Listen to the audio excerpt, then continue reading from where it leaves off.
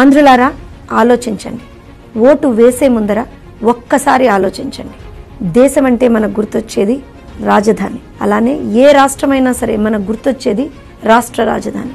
కానీ విభజించబడి 10 సంవత్సరాలైనా సరే ఇవాల్టి వరకు కూడా ఆంధ్రప్రదేశ్ రాష్ట్రానికి రాజధాని ఏది అంటే కనీసం సమాధానం లేనటువంటి పరిస్థితి.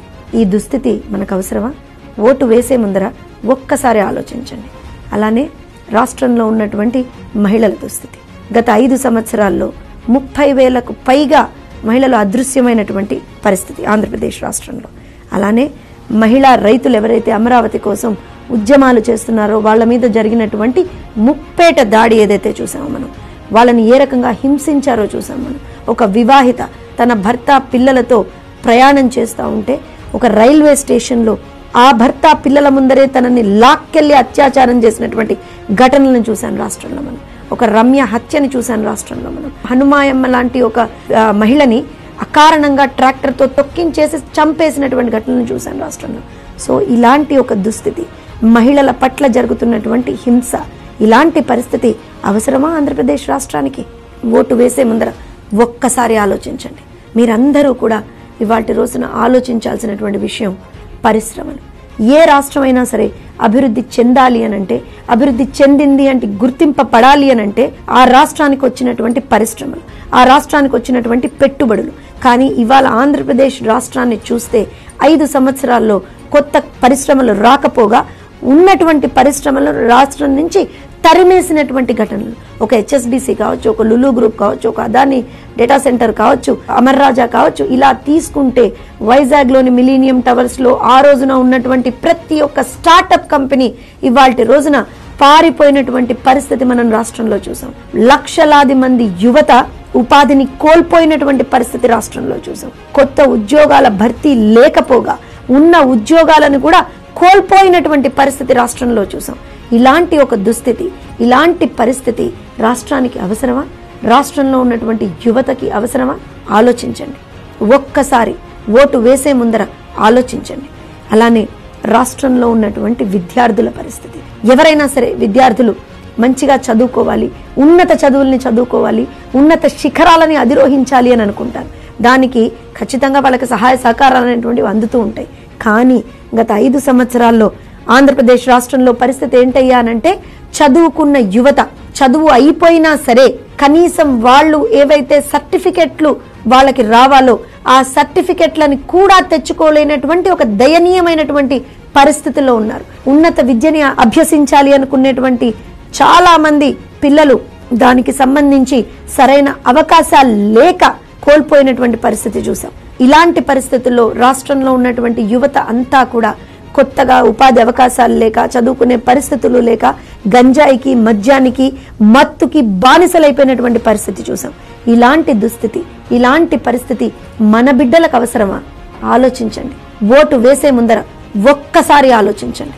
ఎందుకనంటే ఇవాళ రాష్ట్రంలో ఈ వర్గం, ఆ వర్గం, ఈ కులం, ఆ కులం, ఈ మతం, ఆ మతం అని కాదు, ప్రతి ఒక్కళ్ళ మీద ముప్పేట దాడి. బీసీ, ఎస్సీ, ఎస్టీ, మైనారిటీలకు సంబంధించి ప్రతి వర్గం మీద, ప్రతి కులం మీద, ప్రతి మతం మీద దాడులు. బ్రాహ్మణుల మీద దాడులు, వర్తకుల మీద దాడులు, కర్షకుల మీద దాడులు, వ్యాపారస్తుల మీద దాడులు. ఎవరి మీద దాడులు జరగలేదు అనేటువంటి పరిస్థితి వాళ్ళ రోజున రాష్ట్రంలో మనం చూస్తా ఉన్నాం. అలానే ఒక అబ్దుల్ సలాం కుటుంబం కావచ్చు, ఒక డాక్టర్ సుధాకర్ కావచ్చు, ఒక డ్రైవర్ సుబ్రహ్మణ్యం కావచ్చు, డాక్టర్ అనితా రాణి కావచ్చు, ఒక కిరణ్ కావచ్చు, ఒక తోట చంద్రయ్య కావచ్చు, ఒక అమర్నాథ్ గౌడ్ కావచ్చు. వీళ్ళందరూ చేసినటువంటి పాపాలు ఏంటి? అసలు వాళ్ళు ఏం తప్పు చేశారు? ఎందుకు వాళ్ళు ప్రాణాలు కోల్పోయారు? ఇలాంటి ఒక పరిస్థితి, ఇలాంటి ఒక దుస్థితి రాష్ట్రంలో ఉన్నటువంటి ప్రజలకి అవసరమా? ఓటు వేసే ముందర ఒక్కసారి ఇవన్నీ ఆలోచించండి. అలానే ప్రజల మీదే కాదు, ప్రజల్లో ఉన్నటువంటి ప్రతి ఒక్క వర్గం మీదే కాదు, ప్రజల పక్షాన నిలబడి ఒక గొంతుకగా వినిపించేటువంటి ప్రయత్నం చేసినటువంటి రాజకీయ పార్టీల మీద, ఆ పార్టీలకు సంబంధించినటువంటి నాయకుల మీద దాడులు, ముప్పేట దాడులు. ఏ గొంతుక ఇవాల్టి రోజున ప్రజల పక్షాన వినబడదామని ప్రయత్నం చేస్తే ఆ గొంతుకని అణిచివేసేటువంటి పరిస్థితి, అణిచివేతే ఒక ఆయుధంగా ముందరికెళ్ళినటువంటి పరిస్థితి. ఇలాంటి ఒక పరిస్థితి, ఇలాంటి ఒక దుస్థితి రాష్ట్రానికి అవసరమా? రాష్ట్ర ప్రజలకు అవసరమా? ఓటు వేసే ముందర ఒక్కసారి ఆలోచించండి. విజ్ఞతతో ఆలోచించండి. మీ ఓటే మీ ఆయుధం. మీ ఓటే మీ దగ్గర ఉన్నటువంటి ఒక వజ్రాయుధం. ఒక మంచి ప్రభుత్వాన్ని ఎన్నుకొని రాష్ట్రాన్ని అభివృద్ధి పదంలోకి తీసుకెళ్లి రాష్ట్రంలో ఉన్నటువంటి బిడ్డల భవిష్యత్తుని బాగుపరుచుకునేటువంటి ఒక అవకాశం, ఆ రాష్ట్రంలోని ఆడబిడ్డలకి ఒక మంచి భవిష్యత్తును అందించగలిగేటువంటి ఒక అవకాశం. ఇలాంటివన్నీ కూడా జరగాలి అంటే, రాష్ట్రం మళ్ళీ ఒక పురోగమనం దిశగా వెళ్ళాలి అనంటే అది మీ చేతుల్లో ఉంది. ఓటు అనేటువంటి మీ వద్ద ఉన్నటువంటి ఆయుధాన్ని ఉపయోగించండి.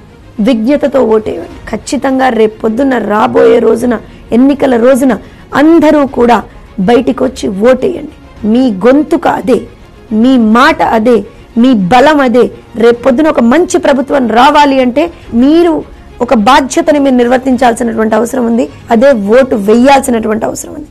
అందుకే ఇవాల్టి రోజున ఓటు వేసే ముందర ఇప్పుడు నేను చెప్పినటువంటి ప్రతి ఒక్క అంశాన్ని ఒక్కసారి ఆలోచించండి. 5 సంవత్సరాలుగా రాష్ట్రంలో ఏం జరిగిందో ఆలోచించండి. ఏ విధంగా మీరు రేపొద్దున రాష్ట్ర భవిష్యత్తుకి, రాష్ట్ర పురోగతికి మీరు ఏ రకంగా తోడ్పడగలుగుతారో ఒక ఓటు వేసి అనేటువంటిది ఆలోచించండి. ఒక్కసారి ఆలోచించి ఓటేయండి. మీ ఓటే మీ ఆయుధం.